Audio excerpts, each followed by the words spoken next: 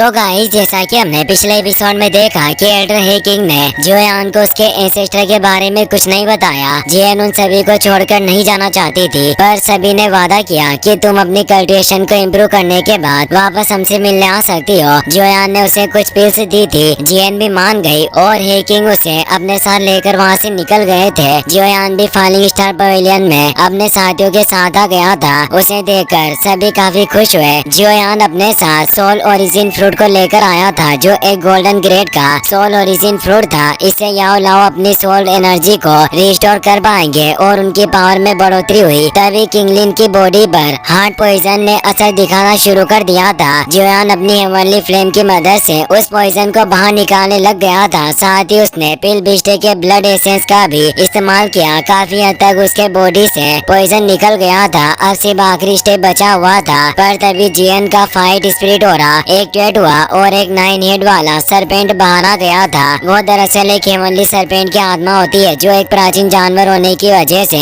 उसकी शक्तियाँ काफी अनोखी थी। उसके हर एक हेड में अलग अलग मैजिकल पावर होती है। जोयान उसे देखकर डर जाता है, क्योंकि उसका ऑरा काफी हिंसक नजर आ रहा था। वो 9 हेडेड सरपेंट जोयान को खाने के लिए आगे बढ़ता है, पर जोयान 3000 लाइटनिंग मूवमेंट का इस्तेमाल करके उस अटैक से बच जाता है और तेजी से बचकर भागने लग जाता है। 9 हेडेड सरपेंट सभी तरफ से उस पर अटैक करने की कोशिश करने लग जाता है, पर जोयान सभी अटैक से बच रहा होता है। पर जोयान को काफी प्रॉब्लम हो रही थी। वो बिस्ट तेजी से उसके पास आ रहा था। जोयान अपने हेवी रूलर को बाहर निकालकर उस पर अटैक करने लगता है, पर हेवनली बिस्ट के 9 हेड होने से वो पीछे से भी उस पर अटैक कर रहे थे, जिससे जोयान भी घबरा गया कि ये काफी फास्ट है। वो वक्त रहते आगे से हट जाता है, जिससे वो बच गया। जोयान अब दूर आ चुका था, इसीलिए 9 हेडेड सरपेंट अपने विश की फुकार से जोयान पर अटैक करने लगता है। जोयान अपने रूलर को प्रोटेक्टिव शील्ड की तरह इस्तेमाल करता है, जिससे वो उस विश को रोकने लगता है। लेकिन वो पॉइजन उछलकर किंगलिन की तरफ भी जाने लगता है, पर उसे 9 हेडेड सरपेंट का एक हेड उसके आगे आकर पॉइजन को रोक लेता है। यानी वो सर्वेंट किंगलिन को प्रोटेक्ट कर रहा था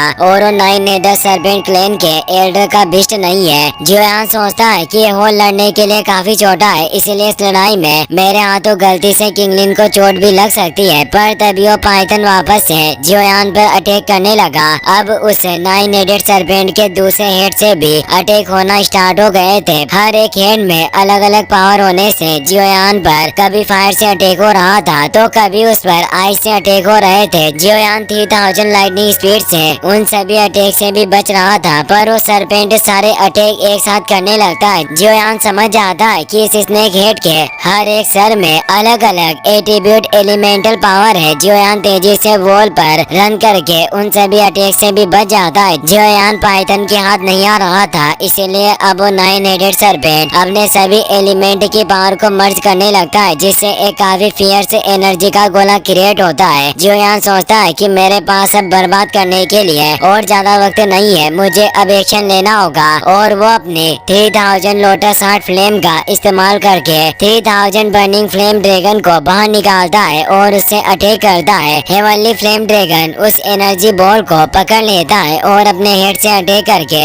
उसे नष्ट कर देता है। जोयान के इन एनर्जी के उतार चढ़ाव से किंगलिन की भी आंखें खुल जाती है। वो देखती है कि 9 हेडेड सरपेंट जोयान पर अटैक कर रहा है। जोयान की जान खतरे में थी, इससे वो परेशान होती है। वो सरपेंट जैसे जोयान पर अटैक करने बढ़ता है, तो वो उसके सामने आ जाती है और कहती है कि तुम जोयान को नुकसान नहीं पहुंचा सकते, ये मेरे बड़े भाई है। और वो अपने ट्रिपल जेड स्नेक फ्लावर प्यूपिल का इस्तेमाल करती है, जिससे वो 9 हेडेड सरपेंट की सोल बिखर जाती है और उसकी आंखों के अंदर समा गई। किंगलिन को इससे चक्कर आने लगते हैं। वो जोयान से कहती है कि मुझे माफ करना, मेरी वजह से आपको परेशानी हुई। तभी वो कमजोरी की वजह से गिरने लगती है। जोयान उसे पकड़कर नीचे ले आता है और पूछता है कि क्या तुम ठीक हो। किंगलिन बोलती है कि मुझे चक्कर आ रहे हैं। जोयान उसकी बॉडी को चेक करता है। वो हैरान हुआ बोलता है कि मैं काफी दिनों से तुम्हारे पॉइजन को बाहर निकाल रहा था। मैंने काफी हद तक पॉइजन को बाहर निकाल दिया और पूरा पॉइजन बाहर निकालने में सिर्फ एक कदम ही दूर था, पर अब तुम्हारी बॉडी में वो इंपियर करप्शन हार्ट पॉइजन पूरी तरीके से खत्म हो चुका है और उसके सभी विषाक्त पदार्थ जो तुम्हारी बॉडी में मौजूद थे वो भी नष्ट हो गए। पर ऐसा कैसे हुआ? किंगलिन बताती है कि शायद हो सकता है कि मेरी बॉडी में जो 9 सरपेंट की स्पीड मौजूद है, उसने मेरी बॉडी के बचे हुए पॉइजन को नष्ट करने में मदद की होगी। जोयान कहता है कि आखिर ये 9 हेडेड सरपेंट तुम्हारी बॉडी में कैसे आया और ये क्या है। वो बताती है कि ये एक एशियन एवनली सरपेंट की सोल है जो मैंने अपनी बॉडी में एजो कर ली थी। जोयान परेशान हुआ सोचता है कि ये एक एशियन एवनली सरपेंट है और Asian snake magical type snake जानवरों के पूर्वज होते हैं जिनके अंदर हेवन और अर्थ को नष्ट करने की शक्ति होती है। और अगर ये भी एक एशियन एवनली सरपेंट है तो इसकी पावर भी उस एशियन एवनली फिनिक्स के बराबर होगी। पर इन एशियन स्नेक को लुप्त हुए काफी वक्त हो गया, पर उसे याद आता है कि उसने प्राचीन किताबों में एशियन स्नेक के बारे में पढ़ा था और वो किंगलिन से कहता है कि मैंने सांपों के बारे में बहुत कुछ पढ़ा है, पर रिकॉर्ड्स के मुताबिक ऐसा कोई एशियन एवनली सरपेंट नहीं था जिसके 9 हेड्स हो। किंगलिन बताती है कि एक म्यूटेटेड एशियन एवनली सरपेंट है, यानी ऐसा सरपेंट जिसने जेनेटिक चेंजेस की वजह से खुद को विकसित किया।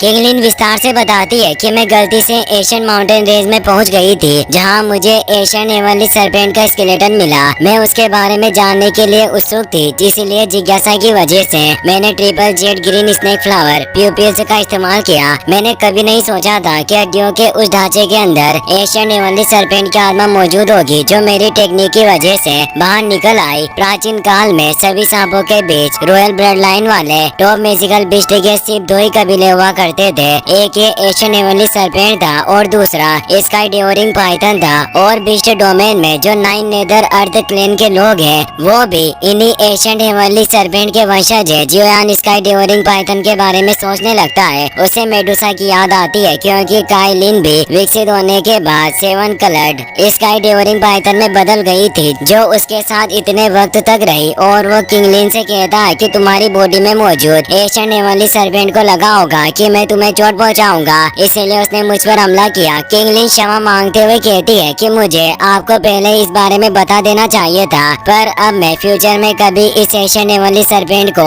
आपके लिए परेशानी नहीं बनने दूंगी। जोयान कहता है कि तुम चिंता मत करो, जब तक वो पाइथन तुम्हारे लिए कोई खतरा नहीं बनेगा हमें उसकी फिक्र करने की कोई जरूरत नहीं होगी। और अब उस इंपीरियल हार्ट पॉइजन को भी तुम्हारी बॉडी से पूरी तरीके से निकाल दिया गया है, इसीलिए अब वक्त है कि तुम अच्छे से आराम करो और तुम्हें अब किसी भी परेशानी के लिए चिंतित रहने की कोई जरूरत नहीं। किंगलिन उसे थैंक्स कहती है। अब वो दोनों वहाँ से निकल जाते हैं। वहीं अब हमें फॉलिंग स्टार पवेलियन के मेन हॉल का सीन दिखाया जाता है जहाँ याओ लाओ उस गोल्डन ग्रेड के सोल ओरिजिन फ्रूट को अपनी बॉडी में एजो करने लग गए थे, जिससे काफी तेज एनर्जी वेव उस टावर से रिलीज हो रही थी। वेनेरेट फेंग जियान भी वहीं मौजूद थे। अब जोयान भी वहाँ जाता है। फेंग उसे देखकर खुश होते हैं। जोयान उन्हें रेस्पेक्ट देकर थैंक्स बोलता है क्योंकि उसकी गैर मौजूदगी में फेंग जियान याओ लाओ को प्रोटेक्ट कर रहे होते हैं। याओ लाओ की सोल बॉडी उस सोल ओरिजिन फ्रूट की वजह से काफी हद तक रिकवर हो गई थी। जोयान कहता है कि ये सोल ओरिजिन फ्रूट वाकई काफी इफेक्टिव है। टीचर की ओरिजिनल सोल एनर्जी अब और ज्यादा स्ट्रॉन्गर होती जा रही है। फेंग जियान कहते हैं कि ये फ्रूट गोल्डन ग्रेड का है, इसीलिए भाई याओ लाओ को इस फ्रूट को एजो करने के लिए अभी भी काफी लंबा समय और लगेगा। जोयान कहता है कितने वर्षों के इंतजार के बाद अब जल्दी वो वक्त आ जाएगा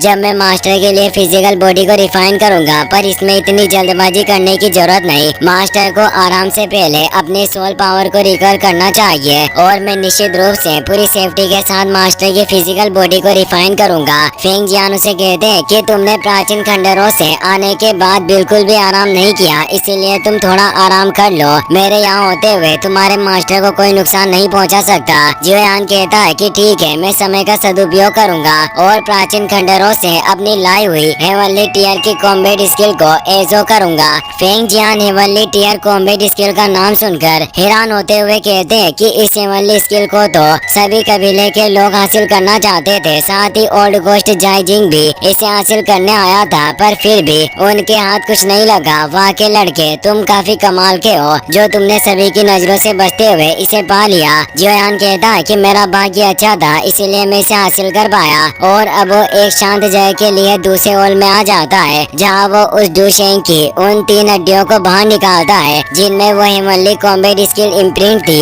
जोयान अपनी सोल पावर के थ्रू उन हड्डियों से हेवनली कॉम्बैट स्पेस में जाने की कोशिश करता है, पर ऐसा नहीं कर पाता। वो हैरान हुआ कि आखिर में सोल पावर से इनके अंदर प्रवेश नहीं कर पाया। हो सकता है कि हेवनली स्किल होने से अभी भी ये एक शील्ड के द्वारा प्रोटेक्टेड हो और वो अपनी हेवनली फ्लेम की मदद से उन डूशेंग की हड्डियों को रिफाइन करने लगता है। कुछ ही घंटों में वो हड्डियां हेवनली फ्लेम से रिफाइन होकर गोल्ड लिक्विड में बदलने लगती है। यह देखकर जोयान चौंक जाता है। अब वो लिक्विड पूरी तरीके से रिफाइन हो चुका था। जियोयान सोचता है कि वाकई सेवनली स्केल पर एक सील लगी हुई थी और अब सील तोड़ते ही इसका असली रूप सामने आ गया। जियोयान उसे छूने लगता है पर उसे थोड़ा डर लग रहा था, लेकिन वो हिम्मत करते हुए अपनी फिंगर को उस पर टच कर देता है। वो लाइट जियोयान के हाथ के ऊपर जम जाती है। इससे जियोयान को बहुत ही ज्यादा पीड़ा होने लगती है जिसे वो सहन नहीं कर पा रहा होता। वो हेवनली लिक्विड जियोयान के हाथ में पूरी तरीके से फैलने लगता है। जियोयान को ऐसा लग रहा था मानो उसका हाथ टूटकर बिखर जाएगा, पर वो लिक्विड जियोयान की बॉडी के अंदर